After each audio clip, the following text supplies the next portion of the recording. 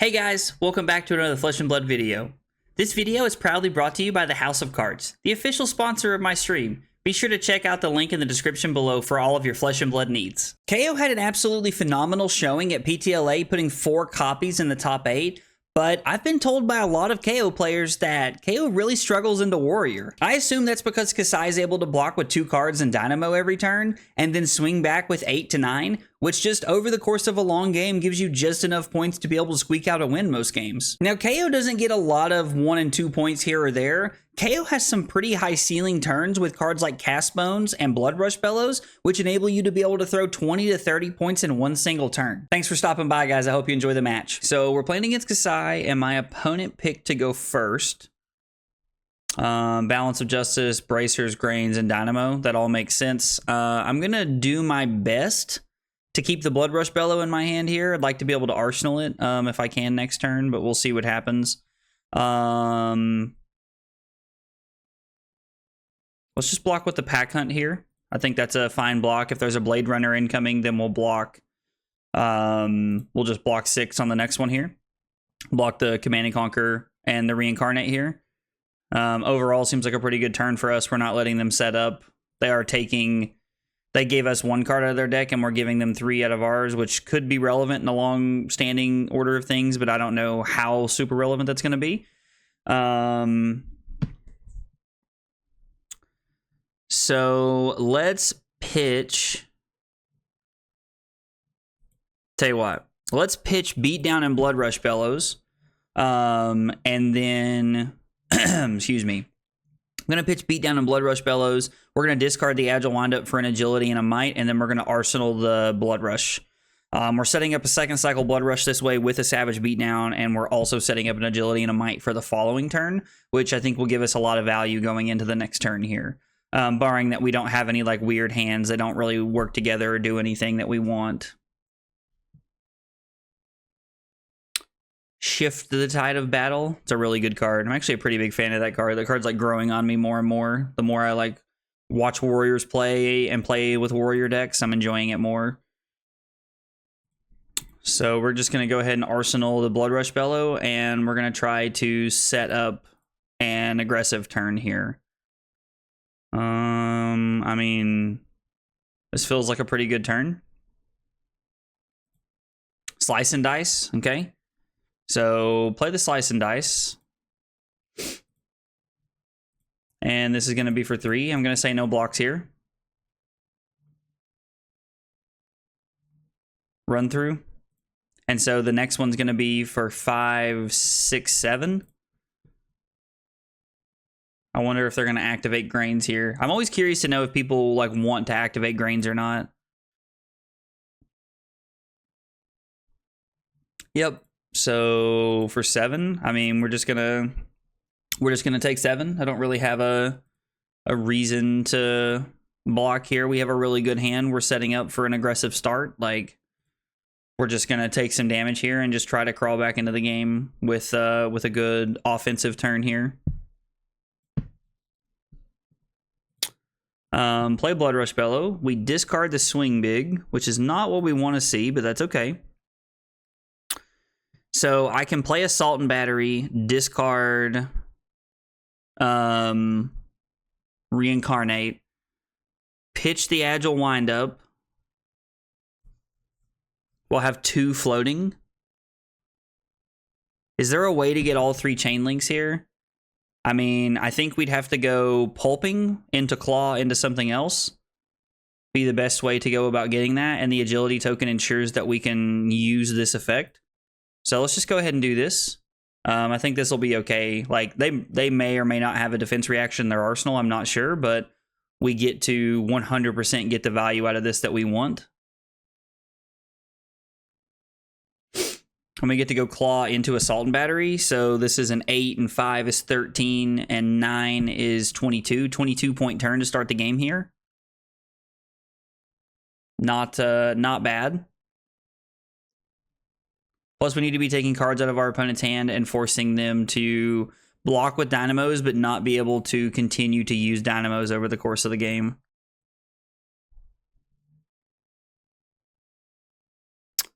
kind of wish that we had a way to create an agility for next turn. And I think I could have created an agility for next turn, but I wouldn't have been able to. If I would have played the assault and battery, I wouldn't have been able to play the pulping and the claw. It would have just been one or the other, I think, unless I miscounted. So I'm pretty sure I was going to be short the resources that I needed, that I wanted to do everything I want. So this is how it has to be done. So it leaves me short in agility, but I get to add like 5 to 8 more points to the chain this turn, which is really good. I mean, our turn was just going to be assault and battery and claw, or I'm sorry, and pulping. So we literally just added 5 more points to the turn this way. Fate foreseen, okay. So if they take 2 and go to 31 here, no, and take it on the chin. So if they have a blue, they get to swing both of their sabers here, which is pretty good. Man, they're just going to go ahead and correct balance of justice too. Interesting. So they must have opted to the top, I guess. No, they drew a card and then opted one to the bottom. Okay, interesting. It's an interesting decision there. I mean, play Wild Ride, pitching the Wrecker Romp, and then we can use Tunic to throw the Claw after that, and then go E-Strike for 7. So again, it's another 3...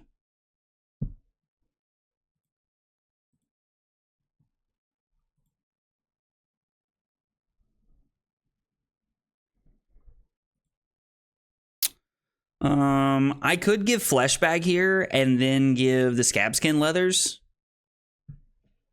to stop this, but I don't know if that's really where I want to be or if I just want to give them the gold.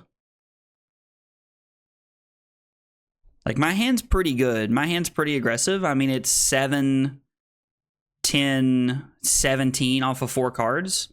Like, so I mean, I'm pretty inclined to keep my hand here. And I don't really want to give up Flesh Bag and Scabskin Leathers right now. Giving up the Flesh Bag would have done nothing there. Like, they didn't actually play their card, so it wouldn't have mattered. They wanted to arsenal it anyway. I think that was actually a really good turn for my opponent to try and bait me into using the Flesh Bag to lose the value that I wanted here. Hopefully we keep the E-Strike in our hand.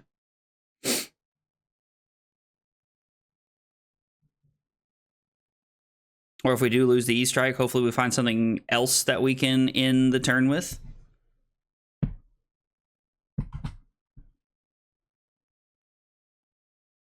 I mean, losing the E-Strike, like, that's pretty unfortunate.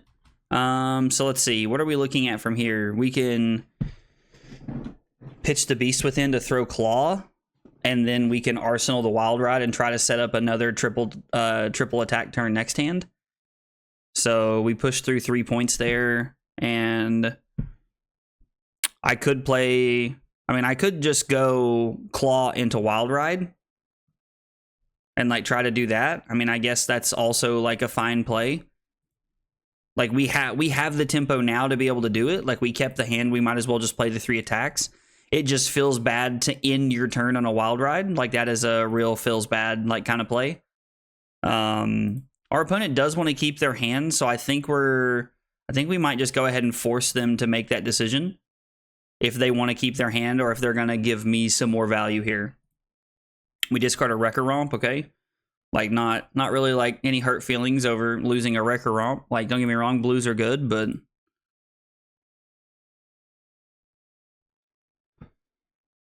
Okay, they block 3, take 3.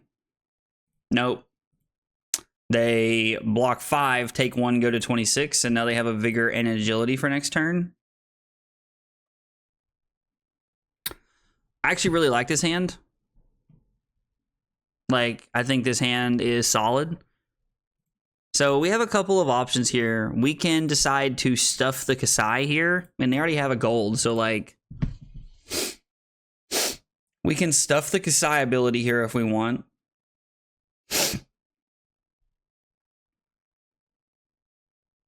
We can give a card and Scabskin Leathers to stop the ability here, more than likely, depending on what's in their hand. It's in their hand and in their arsenal. And then we can throw 8 at them with the Assault and Battery, arsenal the Pulping. Or we can take the damage and throw 8 to create another might and an agility. I think throwing 8 and making another might and an agility is good. I know that this card like basically has go again anyway, but our opponent's playing cards like Sink Below. Like our opponent's playing cards like Fate Foreseen, I'm sure, in their list. I think they've already shown us a Fate Foreseen. And if they're playing Fate Foreseens, they're playing Sink Belows. Like, I assure you. 100%. Like, they're going to activate Brave Forge Bracers and then attack for 3. And we're just going to take 3 and go to 21. Our opponent's getting a lot of value here, but we're really trying to hang on to Flesh Bag here for as long as we can. Let's discard the Pound Town and keep the Assault and Battery in our deck. And we'll just come in for 8. Our opponent's probably going to give us 2 cards and a Valiant Dynamo here. Take 1, go to 25, and then have their turn. I mean, I'd really like to see another Bloodrush Bellow or a Cast Bones. Now, we have seen 2 Bloodrush Bellows like through 5 turns, which is pretty good. Oh, I'm sorry, they're not going to take anything. They're just going to give us the Favor Scene. But I mean, like, even though, like, we've seen 2, like, we have, like, I don't know, like, I think this is, like, why... I think this is why Kayo struggles in this matchup sometimes, is because, like, there's a lot of, like, Kayo just struggles in this matchup, I think, because, like, there's a lot of value that our opponent gets out of the game. I mean, we have to block this, right? I mean... I don't really... We can block with the Agile Windup.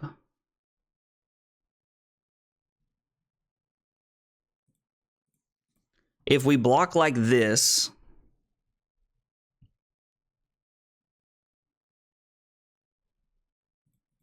I mean, I think we're just forced to play the Bloodrush here either way, which is very unfortunate for us. This just feels like this could be a mistake very quickly. I could pitch the Bloodrush to play Savage Feast and try to go that route.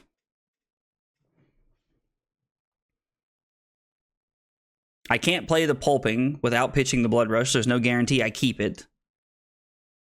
I could pitch the Sin Packing to play the Bloodrush and then draw into 2 cards. And I mean, like, if we draw red, like, our hand is, like, terrible. I mean, and our hand's absolutely terrible. Or I have Savage Feast into 1 floating. So, I mean, either way, it's draw 1 card or draw 2.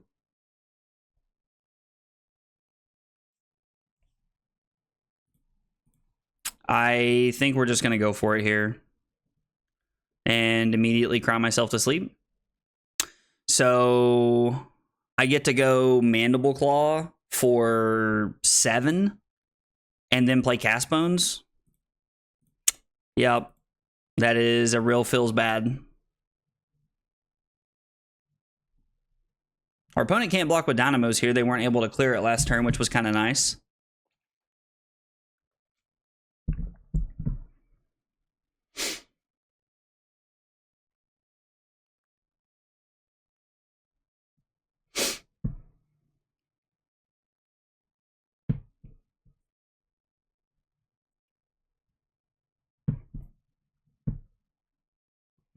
Our opponent blocks 3. Do you react? No, just take 4. Play Cast Bones. And we have all hits. Okay, well.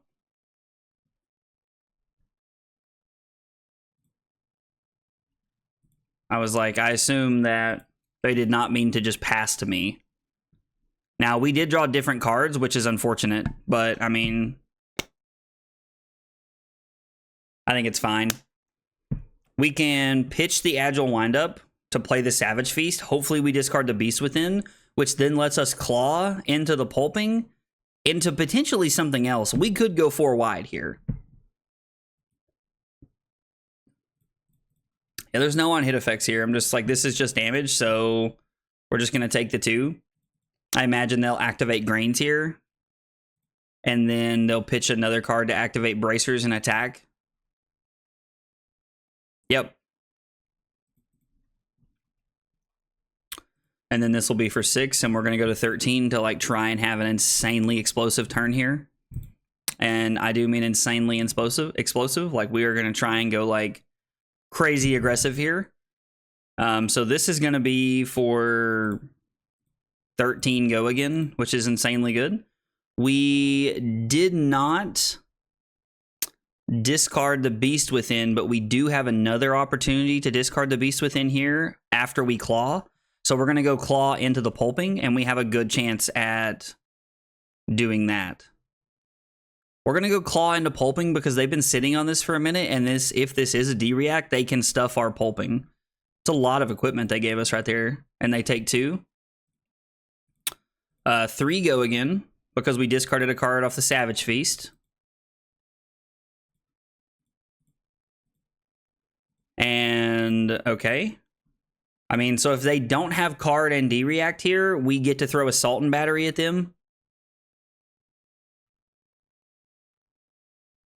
Please don't have it. Wow, we got very fortunate right there. And then we get to come in for 7. So we still have Flesh Bag, some block on the Bonebreaker, and Scab Skin Leathers.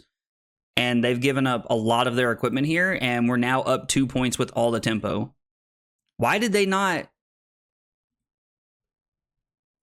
Okay. Our opponent made a real big mistake there and let us throw another attack. Like, that was just a...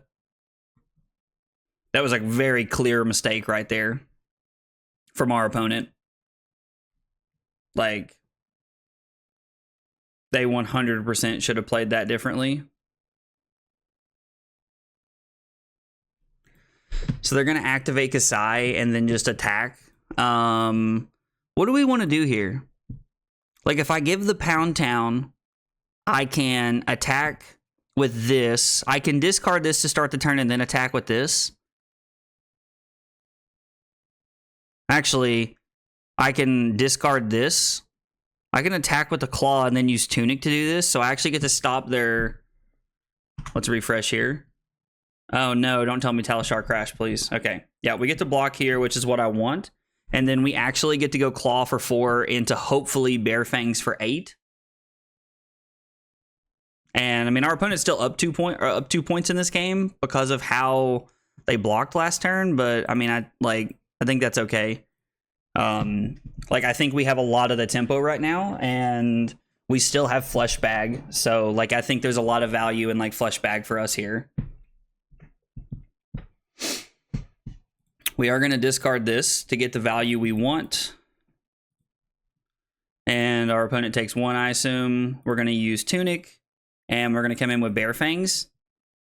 And we come in for 8, and we have an Agility and a Might set up for next turn. So, like, we've put the game in a really good spot. The fact that our opponent did not block with the Sink Below and let us go 4 attacks wide with the Pulping there, like, I don't know if they had a brain fart or, like, what happened right there. But, like, that was a big win for us. Like, that was just a huge win for us all the way around. They can activate Kassai if they want, I think. Yeah, they can activate Kassai.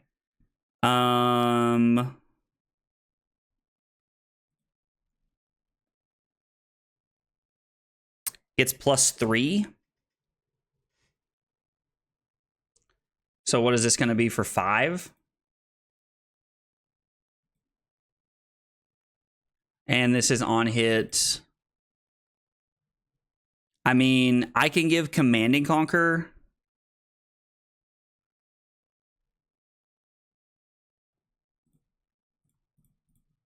If I block like this, I stop everything.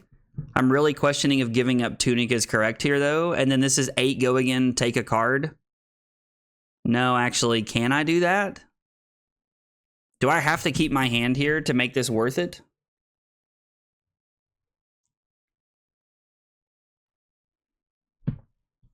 So I'd have to go 7 go again, take a card into Swing Big. Without the Tunic, it's really the only play we get to make here. That, or I could give them... Man, I think we have to take 5 here.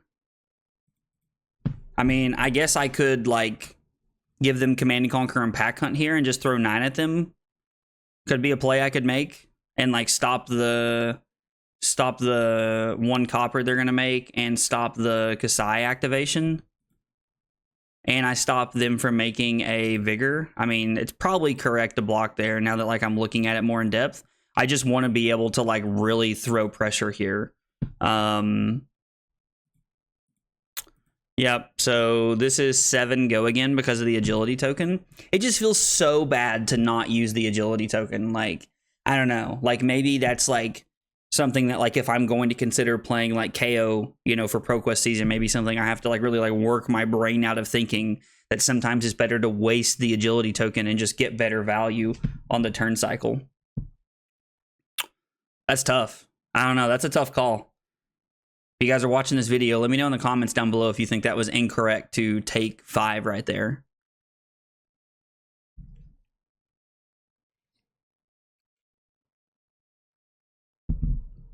Okay, so they give me 2 cards and take 1, and then swing big for 8. So, I mean, they can block 3 here if they want. They're going to block 4 and block with the grains there. Okay. Yeah, I mean...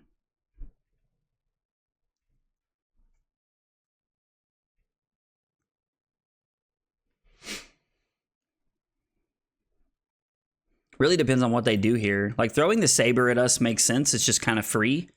What if I give the sin packing? It's better to block with this, right?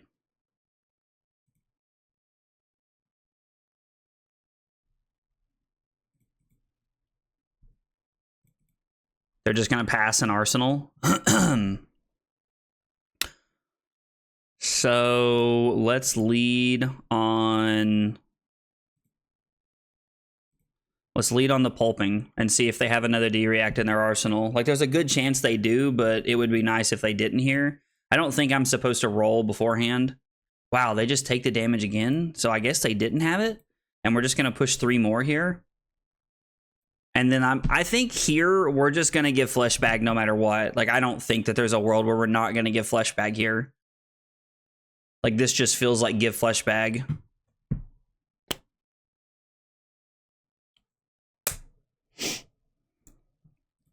Yeah, they give us an in the swing.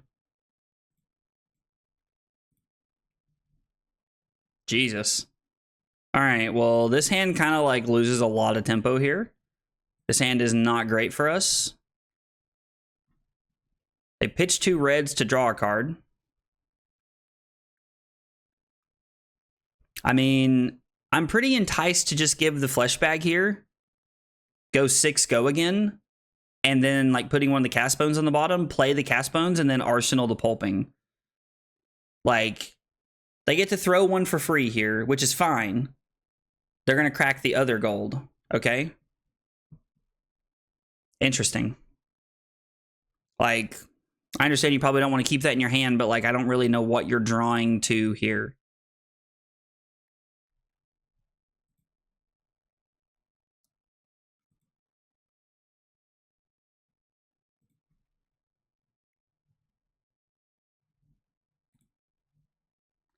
I mean, I think this is as good as Fleshbag's going to get. Like, we should just give it up here. I mean, maybe I'm wrong and I'm supposed to keep it. I don't know. But I could have just given a cast bones there. But, like, I think that's the correct play. So we're going to go 6 go again here. And then I'm going to play the cast bones. This probably takes 2 cards out of their hand. And then with me being at 6, I don't really think there's a way that, like, I can die. I mean, don't get me wrong, anything's possible, but I think we're looking at a pretty good turn for next turn. And we draw all 6s, which is what we want to see. And then we can safely give up E-Strike and Pound Town here as cards to block with. I could give up Swing Big in Pound Town and then go 5 draw card, which means it would be 11 draw card. But if I don't draw blue for the Pulping, I'm in a really bad spot.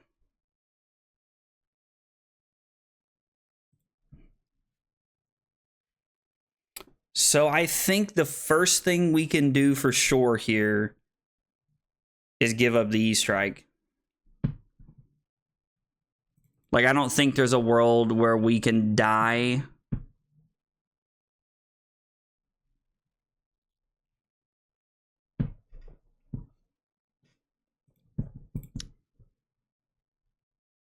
They did not have go again. Okay. That lined up really well for us, which means we get to go 14 go again, play Pulping, which they could be able to stuff. Highly unlikely. I mean, considering this is lethal, they have to give us everything here. And then even if they do have a D-React, it just doesn't matter. 6, and then we have the Claw after this. So we were actually able to close that game out. The fact that my opponent did not have any go again there was absolutely crazy. A lot of this match was played very similarly to how I'm used to playing Kayo into Kassai, but there are 2 real points I want to talk about here. The first one is the fact that my opponent didn't give me the FaBrary from Arsenal to actually stuff my Pulping and turn off go again. That completely changes the outcome of the game because I was able to throw like an extra 7 or 8 points after that, and my opponent can literally just save 7 extra points and I think still keep a card in hand if they just give me the FaBrary on the correct attack. The other point I want to make is that at the end of the game, my opponent had multiple cards in hand with no source of go again, and that completely put me in the driver's seat at the end of the game and allowed me to win. I thought my opponent was going to have go again and I was only going to get to keep 2 cards, maybe only 1, but the fact that my opponent didn't have go again gave me the ability to be able to keep 3 cards and really apply pressure. If you guys see anything you think I could have done differently, let me know in the comments down below. I'd love to hear about it. If you liked the video, be sure to like and subscribe for more content. Thanks for watching, and I'll see you next time. Take it easy, guys.